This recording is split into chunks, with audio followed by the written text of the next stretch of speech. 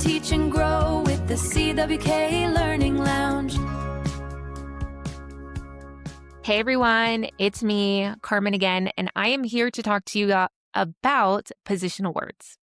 So how many times, and I'm clapping my hands because it's happened to me, you tell your child, hey, go grab that from on top of the table. They walk themselves over and they start looking around like, I don't know where it is. And you're telling them it's right there. It's right on top of the table. Still looking around. First thing you need to notice with that, if they are starting to look around, that means they don't know or they haven't grasped the concept of on top. Because if they're looking to the side or they're looking under the table, that means you said on top, you thought they knew what on top meant, but they obviously didn't. So now they're lost. Now they're confused. Now there's a whole back and forth and you're just like, it's right there. It's right there. Everyone's getting frustrated. So let's talk about those positional words. So we're talking about above, below, beside, between, next to, behind, in front of. Those are words that you learn in kindergarten, but they really should start at a younger age. And there's so many things that you can do at home to help with that. So first things first, you want to integrate it into the language.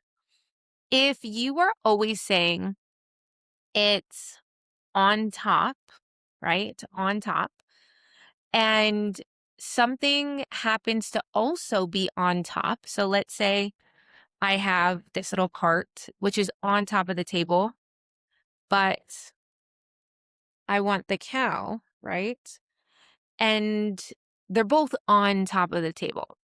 How are you going to differentiate that if you haven't taught them maybe in or above or different words for how to get to the other item on the table? Think about vocabulary. Think about every time you're telling them to grab something. Are you saying it's right there? It's right in front of your eyes. It's right there. We need to, like I said, be very cognizant of vocabulary. So the perfect time to do this is with play. And you know me, I love to teach lessons when we're playing. I have my one bucket I'm going to be pulling from. So you can definitely use this as a one bucket, activity. And it could be like, all right, let's find the cow, right? So the cow, let me move this down, is next to the cart. Is it next to Sven? No, it's next to the cart. I don't yet teach I have a toddler who's about to be 4. I have not done left and right. My kindergartners struggled with left and right. My first graders were, and yes, I did teach first grade. That's when I really started integrating left and right and was able to have them differentiate. Are there kids out there who can figure that out early? Yes, but I know for my child, it's still a struggle. So we are working with other words. So beside, right? Beside. What's in the middle? Well, the cart is in the middle. What's on the other side? Here. So remember how I just said in the middle? So let's say we keep talking about items being in the middle. In the middle. The cow is in the middle. The magnet tile is in the middle. And then you turn around and say, okay, so what's in between Elsa and Sven? That's a new word. They're not going to know that. You also need to teach that. So once again, being cognizant of those words. My favorite activity, and I believe I learned this from a training while I was teaching, but it's just carried on with me and I've done so many trainings. Take a stuffy and play hide and seek. Every day, they're going to wake up, just like the elf on the shelf, right? The elf on the shelf, you are putting them all different places. But this is a year-long stuffy that goes everywhere. Maybe you put the stuffy on top of the refrigerator.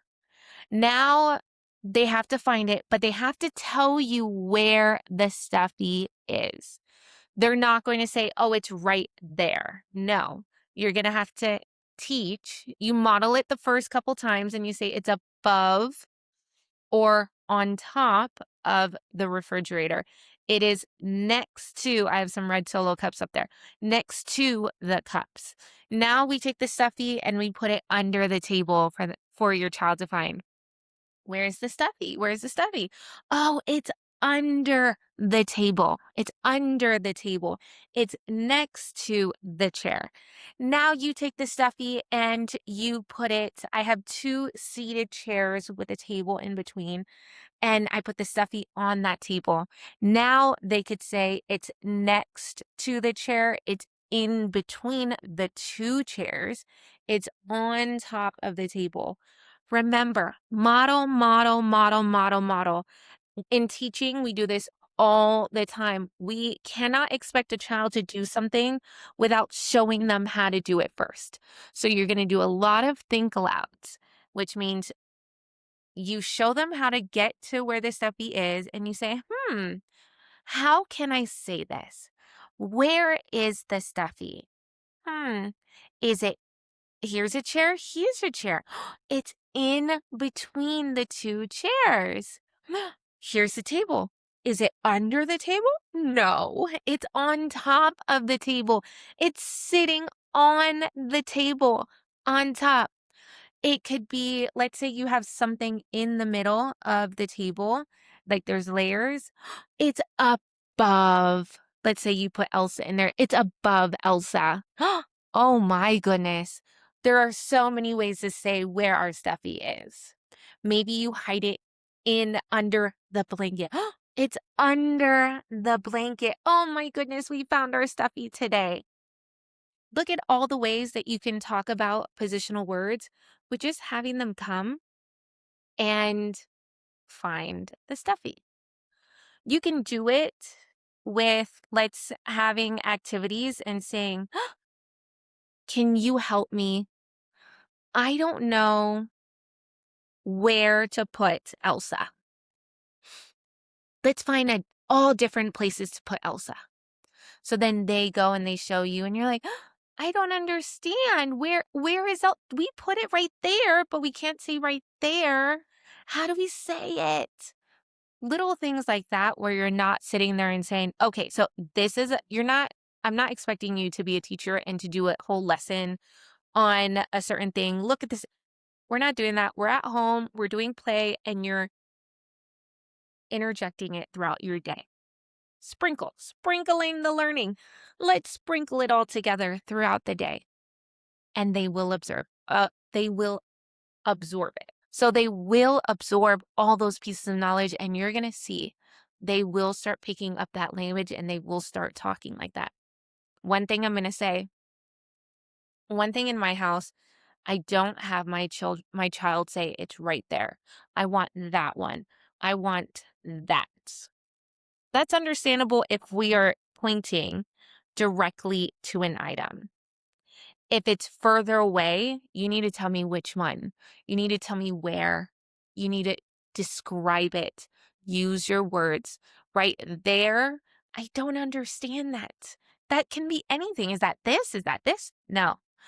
If you're pointing to, you want this magnet tile and it's on the fridge above your sister's photo, you need to be able to tell me it is on the fridge above my sister's photo or my sister's picture. You are not just going to say it's right there. So switching up that language in your house is really going to help with positional words.